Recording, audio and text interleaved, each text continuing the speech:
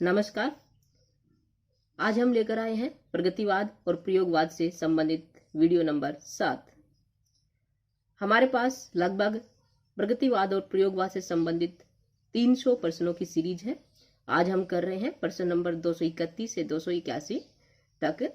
ये सभी प्रश्न बहुत ही महत्वपूर्ण हैं, अनेक बार परीक्षाओं में आ चुके हैं और इस वीडियो में और पीछे जो हम वीडियो कर चुके हैं उन सभी में लगभग सभी प्रश्नों को विस्तृत रूप से समझाने का प्रयास किया गया है और इसमें भी इस वीडियो में विस्तृत रूप से समझाने का प्रयास किया जाएगा। इसीलिए आप इस वीडियो को ध्यान से सुने, देखें अंत तक। और अगर आप मेरे बताने से पहले ही आपको विकल्प के बारे में, सही उत्तर के बारे में जानकारी है तो आप कमेंट बॉक्स में बता सकते हैं, इससे आपकी तैयारी अच्छी होगी। हमारे आज के प्रश्न शुरू होते हैं अब। सतपुड़ा के जंगल कविता है भवानी प्रसाद मिश्र, नरेश मेहता, हरि नारायण व्यास, प्रभाकर माचवे। सतपुड़ा के जंगल कविता भवानी प्रसाद मिश्र की है। उत्तर है क्या इसका? भवानी प्रसाद मिश्र। अगला प्रश्न है विश्वप्रिया और एकायन आगे के किस काव्य संग्रह के खंड हैं? चिंता, इत्तेलम, भग्नदूत, हरिघास पर क्षण भर। विश्वप्रिया और एकायन अकीर जी के काव्य संग्रह चिंता के खंड है। चिंता काव्य संग्रह कवि ने 2 खंडों में लिखा था, 2 खंडों में प्रकाशित किया। पहला खंड था विश्वप्रिया और दूसरा है एकायन। चिंता 1942 में लिखा था। इत्तेलम ये कवि ने 1946 में लिखा है आगे जी ने। और जो इत्तेलम है वो 4 खंडों में लिखा गया है। 4 खंडों के नाम है। इन खंडों के नामों को ध्यान से सुनिए, ये अनेक बार आ चुके हैं एग्जाम में। पहला जो खंड है उसका नाम है बंदी का सौपन। दूसरा खंड है ये हारिल, ये हारिल, याद रखना। तीसरा खंड है वंचना के दुर्ग। चौथा खंड है मिट्टी की हिया। एक बार फिर से बताऊंगी, बंदी का सौपन, दूसरा है ये हारिल, तीसरा है वंचना के दुर्ग और चौथा है मिट्टी की हिया। और लिखा है 1946 में। भग्नदूत ये 1933 में लिखा है, जो प्रथम काव्य संग्रह है इनका। हरिघास पर क्षण भर ये 1949 में लिखा है। अगला प्रश्न है आगे की कृतियों को सुमेलित करें। एक तरफ रचनाएं हैं, दूसरी तरफ प्रकाशन वर्ष है। रचनाएं हैं चिंता, इत्तेलम, अरि और करुणा प्रभामय, पहले मैं सन्नाटे बुनता हूँ, सुनहले सवाल। चिंता इत्तेलम का हम बता चुके हैं, क्या होगा आप बता सकते हैं। चिंता कवि ने लिखा था 1942 में, इत्तेलम लिखा है 1946 में, अरि और करुणा प्रभामय ये लिखा है 1959 में, पहले मैं सन्नाटे बुनता हूँ 1973 में, सुनहले सवाल 1965। इस प्रकार इसका उत्तर क्या होगा आप देखिए। हमारा इसका उत्तर होगा चिंता 1942, इत्तेलम 1946, अरि और करुणा प्रभामय 1959, पहले मैं सन्नाटे बुनता हूँ 1973, सुनहले सवाल 1965। इस प्रकार हमारा उत्तर हुआ इसका डी, 5, 4, 1, 2, 3। अगला प्रश्न है प्रियमवद, केशकमली, वज्रकीर्ति आगे की किस कविता के पात्र हैं? दीप अकेला, इतिहास की हवा, कलगी बाजरे की, असाध्य वीणा। प्रियमवद, केशकमली, वज्रकीर्ति आगे की कविता असाध्य वीणा के पात्र हैं। ये एक असाध्य वीणा एक लंबी कविता है। अगला प्रश्न है आगे की काव्य रचना आंगन के पार द्वार का प्रकाशन वर्ष है? 1961, 1965, 1966, 1973। आगे की जो काव्य रचना है आंगन के पार द्वार, ये इन्होंने 1961 में लिखा था। उत्तर है क्या? 1961। अगला प्रश्न है समय देवता कविता है नरेश मेहता, मुक्तिबोध, मैथिली शरणगुप्त, नागार्जुन। समय देवता कविता किसकी है? नरेश मेहता की है। उत्तर है कि इसका क्या है? नरेश मेहता। नरेश मेहता जिनका जन्म 15 सितंबर 1922 को हुआ था और इनकी मृत्यु सन 2000 में हुई थी। ये दूसरे तार सप्तक के कवि हैं और इन्हें 1992 में हिंदी साहित्य का ज्ञानपीठ पुरस्कार मिल चुका है नरेश मेहता जी को। नरेश मेहता जी ने आकाशवाणी में भी कार्य किया था। कई बार ये प्रश्न आ जाता है कि कौन से कवि ने आकाशवाणी में कार्य किया, तो मैं बार बार बता रही हूँ जिन जिन कवियों ने आकाशवाणी में कार्य किया उन पर विशेष रूप से बता रही हूँ। पीछे भी बताया और आगे भी बताती रहूंगी कि इस कवि ने आकाशवाणी में कार्य किया है। तो नरेश मेहता जी ने भी आकाशवाणी में कार्य किया था। और इनका जो ये नरेश मेहता का काव्य संग्रह है, कविता है समय देवता, ये इनके काव्य संग्रह मेरा समर्पित एकांत में संकलित है। कौन सा है? मेरा समर्पित एकांत में संकलित कविता है समय देवता। अगला प्रश्न है, आगे का जन्म कब हुआ? 1915 है, 1907, 1911 है, 1908। आगे का जन्म कब हुआ था? 1911 में इनका जन्म हुआ था। उत्तर है ग। अगला प्रश्न है, सीढ़ियों पर धूप में काव्य संग्रह किसका है? शमशेर बहादुर सिंह, रघुवीर साहब, भवानी प्रसाद मिश्र, त्रिलोचन। सीढ़ियों पर धूप में काव्य संग्रह रघुवीर साहब जी का है। इसका उत्तर है ख, रघुवीर साहब, जो इन्होंने 1960 में लिखा था।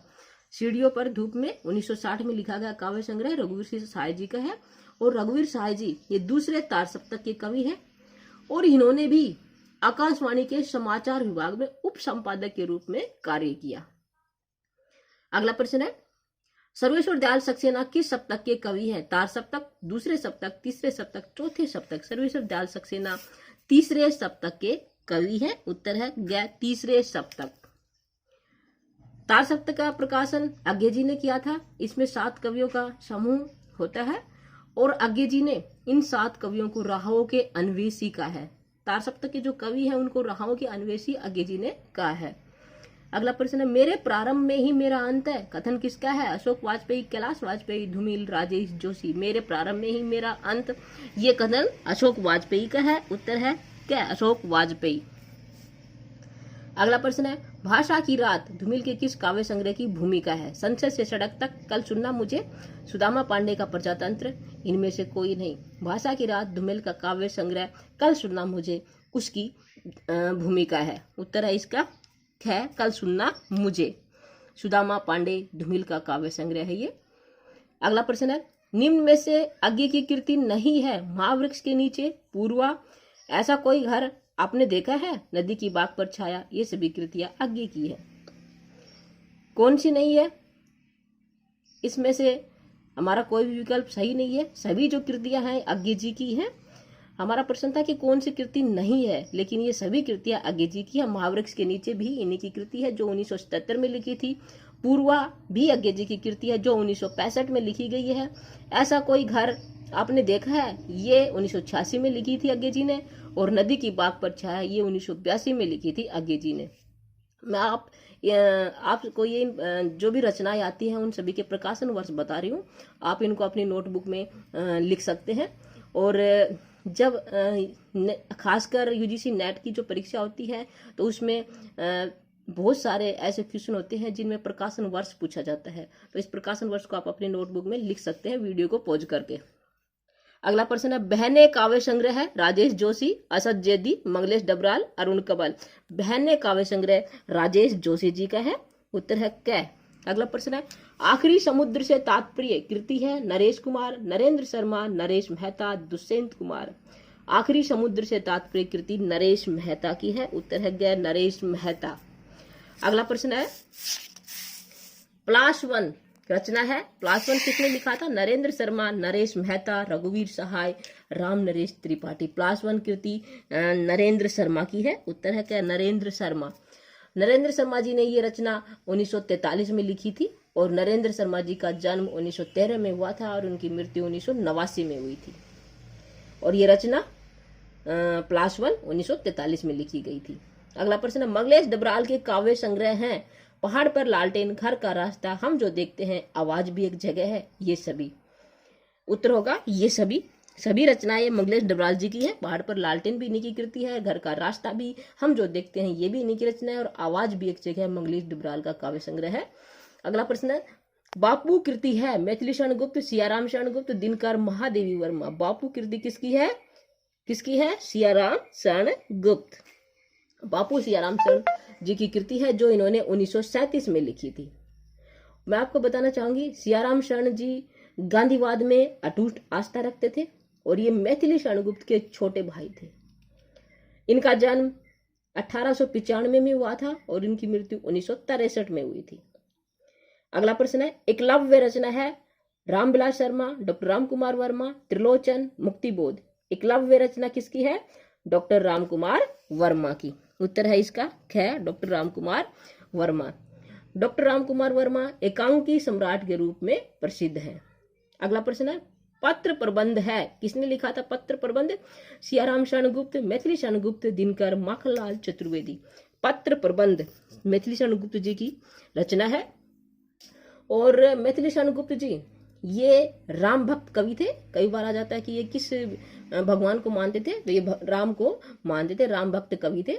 और इनको हरि गीति का छंद प्रिय था और इन्होंने अपने आप को कौटुंबिक कवि मात्र माना है, या अपने आप को कौटुंबिक कवि मात्र मानते थे। ये भी प्रश्न आ जाता है कि अपने आप को कौटुंबिक कवि किसने माना है, तो मैथिली शरण गुप्त ने माना है।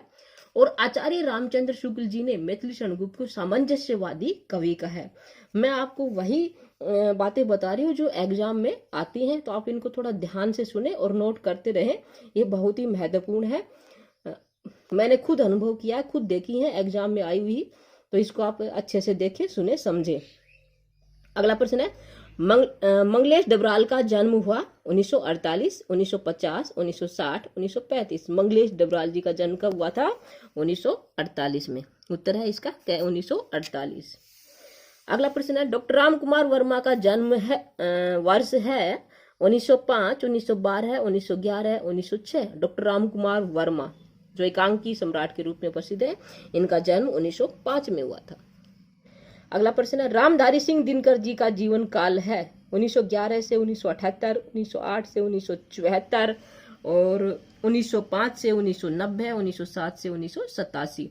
तो रामधारी सिंह दिनकर जी का जीवन काल हम इसमें थोड़ा टिक लगा रखा, आप बता सकते हैं कौन सा होगा? 1908 से 1974 ये रामधारी सिंह दिनकर जी का जीवन काल। 1908 में इनका जन्म हुआ था, 1974 में इनकी मृत्यु हुई थी। और ये राष्ट्रीय सांस्कृतिक धारा के कवि हैं। साथ ही दिनकर जी ने अपने आप को अधेरे के कवि मानते हैं, और या कहें कि दिनकर जी अधैर्य के कवि कहे जाते हैं। और साथ में ये डिप्टी राष्ट्र कवि भी कहलाते हैं। डिप्टी राष्ट्र कवि कहलाते हैं, अधैर्य के कवि कहलाते हैं, और राष्ट्रीय सांस्कृतिक काव्य धारा के कवि हैं ये। अगला प्रश्न है, शमशेर बहादुर सिंह जी का जीवन काल है 1929 से 1990, 1921 से 1977, 1911 से 1993, 1926 से 1997। शमशेर बहादुर सिंह का जन्म हुआ था 1911 में जन्म हुआ था और 1993 में इनकी मृत्यु हुई थी। तो इसका उत्तर है ग 1911 से 1993। 13 जनवरी 1911 को इनका जन्म हुआ था और 12 मई 1993 को शमशेर बहादुर सिंह जी की मृत्यु हुई थी। शमशेर बहादुर सिंह जी मार्क्सवाद के समर्थक थे और ये दूसरे तार सप्तक के कवि हैं। चुका भी नहीं हूं इनका एक काव्य संग्रह है जिस पर इन्हें साहित्य अकादमी पुरस्कार मिला। और अंग्रेजी कवि एजरा पाउंड और इलियट के ये प्रशंसक थे। और एक बात इनकी एक महत्वपूर्ण है जो बहुत ही खास है एग्जाम की दृष्टि से, ये अपने आप को उर्दू और हिंदी का दोआब मानते हैं। उर्दू और हिंदी का दोआब। अगला प्रश्न है, 1929 से 1990 ईस्वी में निम्न में से किसका जीवन काल है? रघुवीर सहाय, शमशेर बहादुर सिंह, नामवर सिंह, रामेश्वर शुक्ल, अंचल। 1929 से 1990 ईस्वी ये रघुवीर सहाय जी का जीवन काल है। उत्तर होगा इसका क्या? रघुवीर सहाय। 1929 से 1990। अगला प्रश्न है, 1907 से 1987 निम्न में से किसका जीवन काल है? रामधारी सिंह दिनकर, पंत, महादेवी वर्मा, सुभद्रा कुमारी चौहान।